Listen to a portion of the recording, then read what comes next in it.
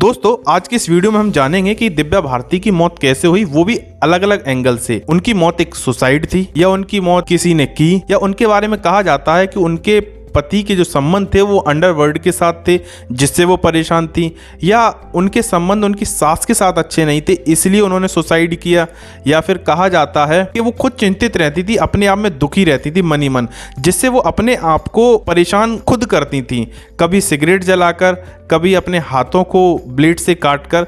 तो क्या है पूरी कहानी, बने रहिए हमारे चैनल के साथ। अगर अभी तक आपने चैनल को सब्सक्राइब नहीं किया तो चैनल को सब्सक्राइब कर लें।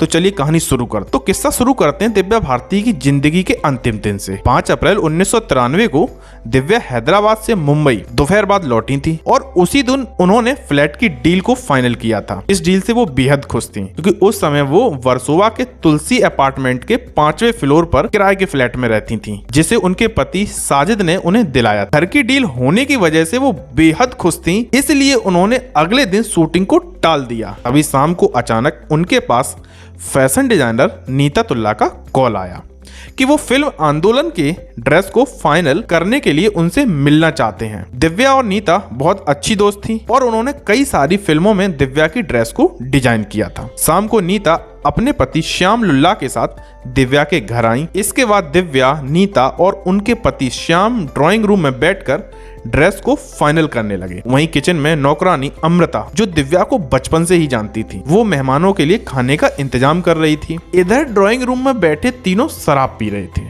और देखते ही देखते रात के 11 बज गए। तभी दिव्या उठकर किचन में गई और वहां पर 12 इंच की खिड़की पर बैठने की कोशिश करने लगी। तभी अचानक वो 5वें मंजिल से गिर गई।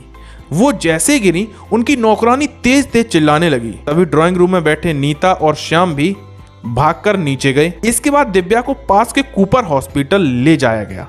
अस्पताल ले जाने के वक्त वो जिंदा थी, लेकिन वहां पहुंचने पर उन्हें मृत घोषित कर दिया गया। गौर करने वाली बात यह है कि उस खिड़की पर ग्रिल नहीं लगा था।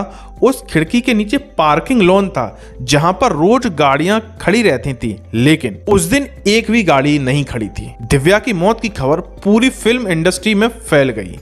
जहां कुछ लोग इसे सुसाइड बताने लगे, वहीं कुछ लोगों ने इसे मर्डर बताया।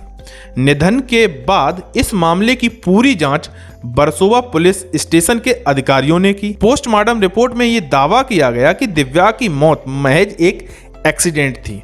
उन्होंने बहुत ज्यादा शराब पी ली थी, जिस वजह से वो खुद को संभाल नहीं पाई और खिड़की से गिर गईं।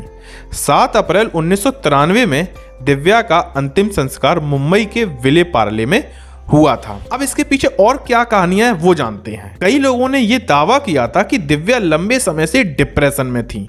वजह यह थी कि उनके पति साजिद का नाम अंडरवर्ल्ड से जोड़ा जा रहा था, जिस वजह से वो बहुत परेशान रहती थी।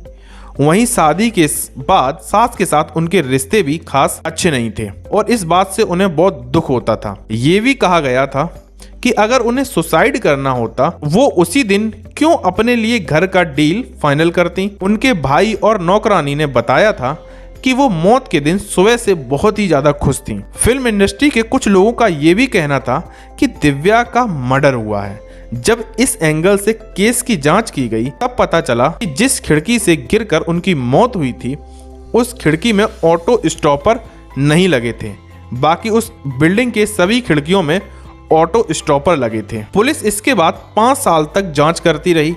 फिल्म इंडस्ट्री के कई लोगों से पूछताछ की गई। दिव्या के पति साजिद सबसे ज्यादा शक के घेरे में रहे। फिर 1998 में इस बात पर आधिकारिक पुष्टि की गई कि दिव्या की मौत सिर्फ एक हादसा थी। शक के घेरे में रहे सभी लोगों को पुलिस ने क्लीन चिट दे दी। दिव्या की मौत के बाद उनकी मां ने भी मौत के बाद खुलासा किया था कि दिव्या गुस्से में खुद को चोट पहुंचाती थी। मौत से पहले भी उन्होंने सिगरेट से खुद को जलाया था। मौत के कुछ महीने पहले वो अमेरिका गई थी। वहां किसी बात से परेशान होकर उसने खुद को सिगरेट के टुकड़ों से जलाया था। वो निशान उनकी मौत के वक्त भी थे। साथ ही फिल्म राधा का संगम के दौरान किसी बात से परेशान होकर उन्होंने अपनी कलाई काट ली थी। गुस्से में वो खुद को नुकसान पहुंचाती थी। गौर करने वाली बात यह भी है कि जब दिव्या खिड़की से गिरी थी तो उस समय बस उनकी नौकरानी ने उन्हें देखा था।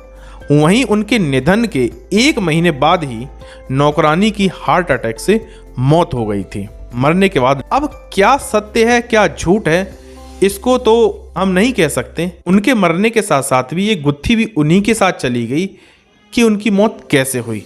हम लोग सिर्फ अनुमान लगा सकते हैं।